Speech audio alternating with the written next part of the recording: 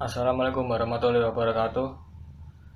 Kami di sini akan mempresentasikan makalah kami yang berjudul Menulis Esai, Ide Pokok dan Kalimat Penunjang, yang beranggotakan Tasya Frizila Putri Hanifah Nur Hasanah, Purwasadara Alurwa, dan Muhammad Nurridho.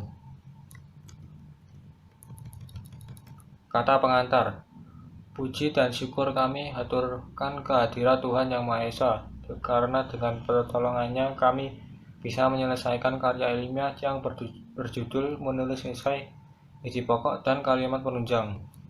Kami mengucapkan terima kasih kepada Bapak Mustajab MPDI selaku dosen mata kuliah Bahasa Indonesia yang telah memberikan tugas tersebut.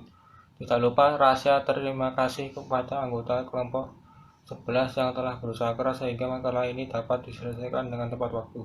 Kami selaku penulis berharap agar pembaca dapat memahami isi makalah ini dengan baik. Kami menyadari makalah ini masih memerlukan penyempurnaan terutama isi pembahasannya. Kami menerima kritik dan saran pembaca agar kedepannya kami bisa membuat makalah ini lebih baik lagi. Apabila terdapat banyak kesalahan pada pembuatan makalah ini, kami selaku kelompok 11 memohon maaf. Demikian yang kami dapat sampaikan dan semoga makalah ini dapat bermanfaat bagi pembaca. Surakarta, 15 Desember 2020. Penulis. Daftar isi. Kata pengantar. Daftar isi. Bab 1 pendahuluan. Latar belakang. Halaman 4. Rumusan masalah. B. Rumusan masalah. C. Tujuan. Bab 2 pembahasan. A. Pengertian esai. B. Pengertian esai. C. Cara membuat esai. D. Pengertian ide pokok. E. Fungsi dari dan ciri ide pokok. F. Menentukan ide pokok. G. Pengertian kalimat penunjang. H. Ciri-ciri kalimat penunjang. I. Contoh kalimat penunjang. Bab 3 penutup. A. Kesimpulan. Daftar pusaka. Bab 1 pendahuluan. A. Latar belakang. Esai adalah opini penulis tentang subjek tertentu yang dicoba untuk dinilainya. Menulis maupun membaca esai terlebih dalam wacana keilmuan, seringkali mungkin kita kesulitan menemukan maksud yang disampaikan. Mungkin karena begitu kompleksnya kata atau kalimat yang harus atau sedang digunakan. Oleh karena itu, seorang penulis atau pembaca perlu memahami sebuah ide pokok dan kalimat penunjang dalam sebuah esai. Ide pokok dapat diartikan sebagai inti gagasan yang disampaikan dalam esai. Kalimat penunjang dapat diartikan sebagai kalimat yang dapat memperjelas penyampaian ide pokok. Dengan memahami keduanya, seorang penulis akan mudah merangkai esai dan seorang pembaca akan mudah memahami esai. Dengan demikian, dalam makalah ini akan dibahas tentang ide pokok dan kalimat penunjang yang dapat membantu dan menambah wawasan bagi pembaca. B. Rumusan masalah. 1. Bagaimana yang dimaksud dengan esai. 2. Bagaimana yang dimaksud dengan ide pokok. 3. Bagaimana yang dimaksud dengan kalimat penunjang. C. Tujuan penulisan. 1. Mengetahui tentang membuat esai. 2. Mengetahui tentang membuat ide pokok. 3. Mengetahui tentang membuat kalimat penunjang.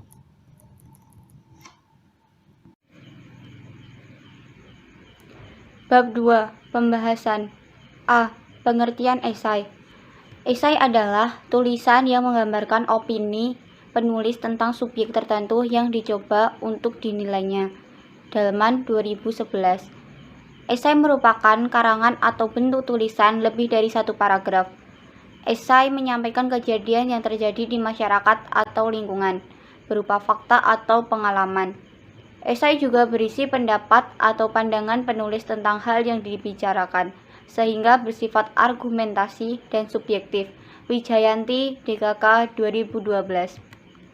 Esai merupakan salah satu karya tulis ilmiah, yaitu hasil rangkaian fakta berupa hasil pemikiran, gagasan peristiwa, gejala, dan pendapat. Esai disusun secara sistematis. Setiap langkah direncanakan secara terkendali, konseptual, dan prosedural. B. Struktur esai. Struktur esai terdiri atas 3 bagian, yaitu pendahuluan, isi, dan penutup. 1. Pendahuluan. Bagian ini berisi pernyataan umum tentang topik yang akan dibahas dan latar belakang.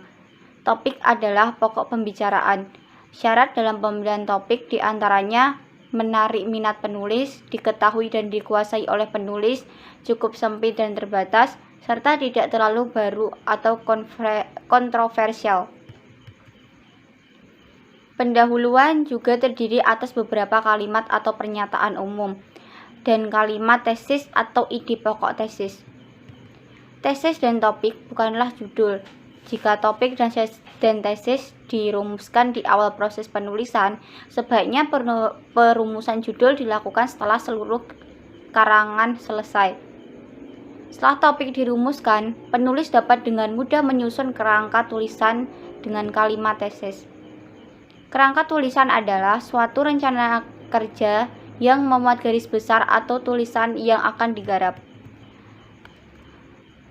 Kerangka tulisan bermanfaat sebagai alat kontrol dan menulis, yaitu mengarahkan penulis untuk memilih data yang sesuai dengan tujuan penulisan.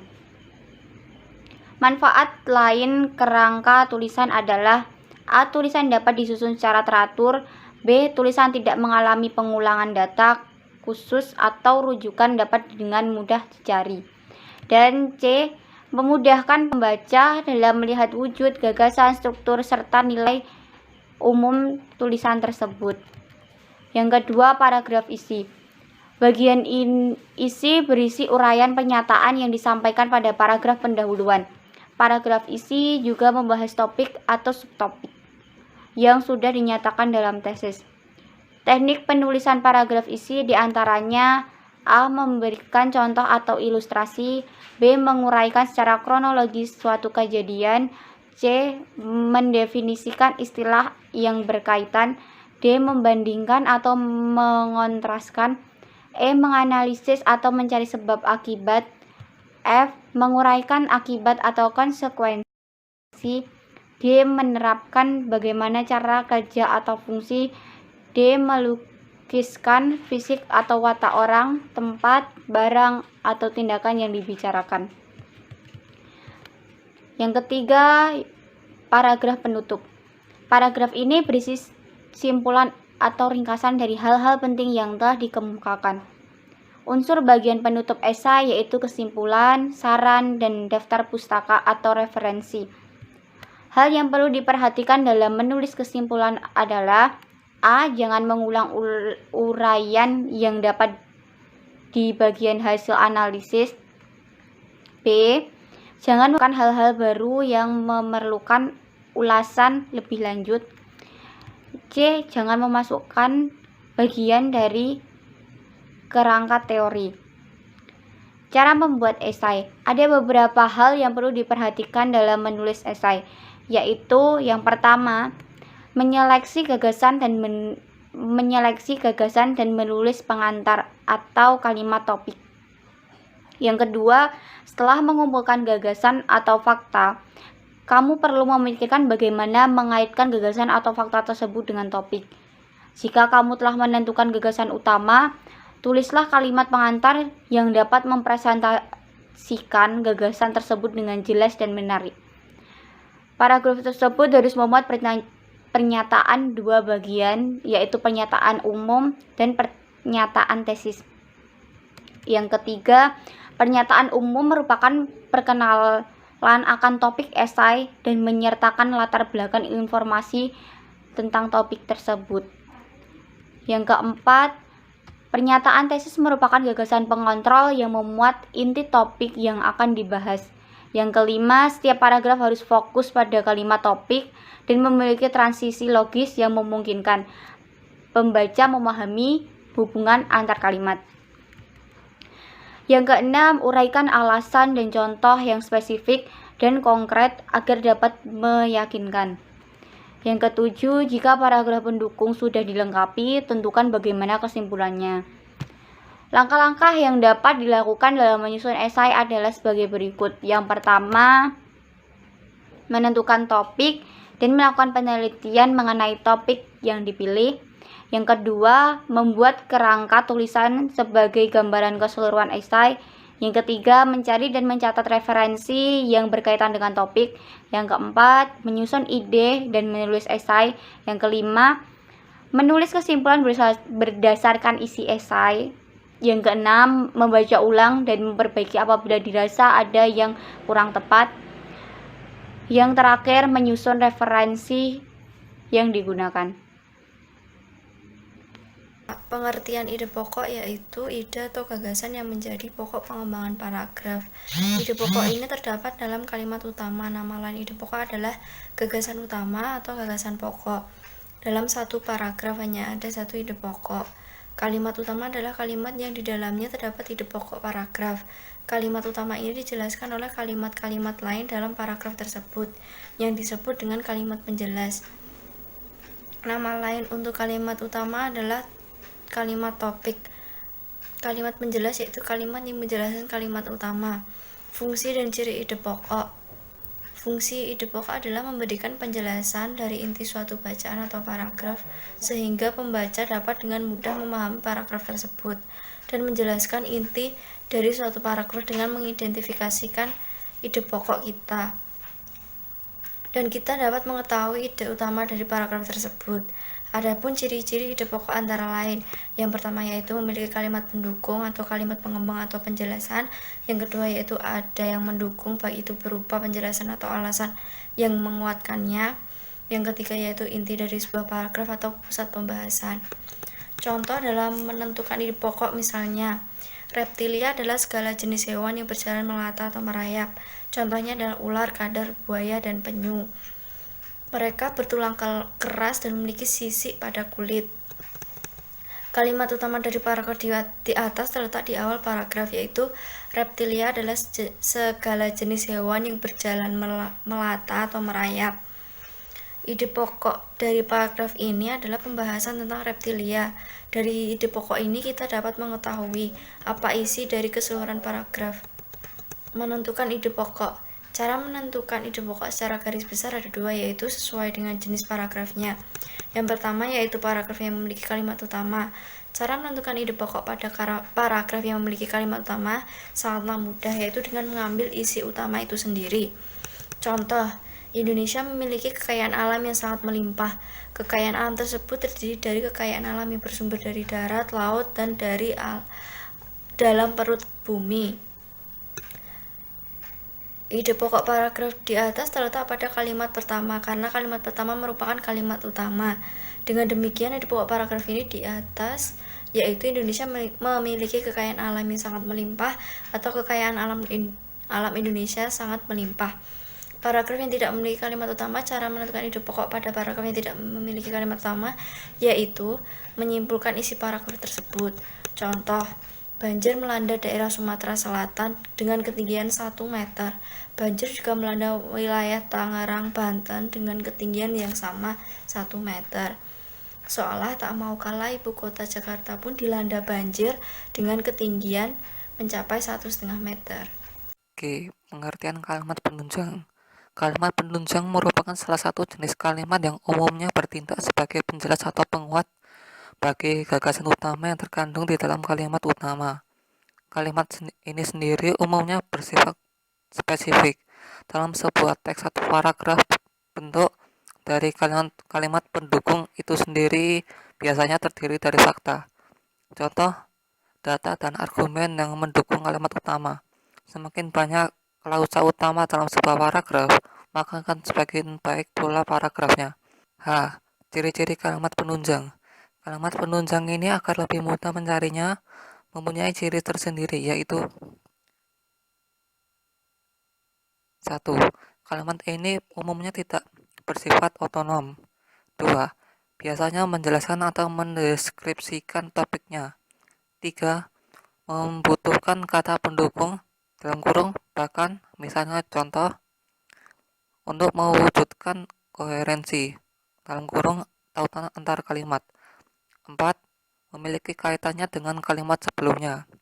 5. Umumnya terdapat konjungsi atau kata hubung antar kalimat. 6. Tidak bisa berdiri sendiri karena artinya akan berbeda jika dipisahkan dengan kalimat lainnya.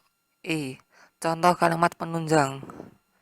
Contoh, melakukan olahraga secara rutin akan membuat tubuh kita menjadi lebih sehat dan membuat tubuh kita menjadi kuat untuk melakukan kegiatan sehari-hari, sehingga dapat memperlancar kegiatan metabolisme di dalam tubuh. Dampak yang dirasakan oleh tubuh adalah kita mendapat asupan energi yang lebih banyak guna membantu melakukan kegiatan kita sehari-hari. Oleh karenanya, olahraga merupakan hal yang sangat penting untuk membuat tubuh kita menjadi lebih sehat. Kalimat utama 1. Melakukan olahraga secara rutin dapat membuat tubuh kita menjadi lebih sehat dan membuat tubuh kita menjadi kuat untuk melakukan kegiatan sehari-hari. 2. Oleh karenanya, olahraga merupakan hal yang sangat penting untuk membuat tubuh kita menjadi lebih sehat. Kalimat penunjang 1. Melakukan olahraga secara rutin akan membuat tubuh kita menjadi lebih sehat dan membuat tubuh kita menjadi kuat untuk melakukan kegiatan sehari-hari, sehingga dapat memperlancar kegiatan metabolisme di dalam tubuh. 2. Dampak yang dirasakan oleh tubuh adalah kita mendapatkan asupan energi yang lebih banyak guna membantu melakukan kegiatan kita sehari-hari. Bab ketiga yaitu penutup. A. Kesimpulan. Esai adalah tulisan yang menggambarkan opini penulis tentang subjek tertentu yang dicoba untuk dinilainya. Dalam sebuah esai terdapat kalimat utama atau ide pokok dan kalimat penunjang. Kalimat utama adalah kalimat yang di dalamnya terdapat ide pokok paragraf. Kalimat utama ini dijelaskan oleh kalimat-kalimat lain dalam paragraf tersebut yang disebut dengan kalimat penjelas. Nama lain untuk kalimat utama adalah kalimat topik. Kalimat penjelas yaitu kalimat yang menjelaskan kalimat utama. Kalimat penunjang merupakan salah satu jenis kalimat yang umumnya bertindak sebagai penjelas atau penguat bagi gagasan utama yang terkandung di dalam kalimat utama. Kalimat ini sendiri umumnya bersifat spesifik. Dalam sebuah teks atau paragraf, bentuk dari kalimat pendukung itu sendiri biasanya terdiri dari fakta, contoh, data, dan argumen yang mendukung kalimat utama. Semakin banyak klausa utama dalam sebuah paragraf, maka akan semakin baik pula paragrafnya, karena kebenaran yang ada didukung atau dibuktikan oleh kalimat-kalimat penjelasan.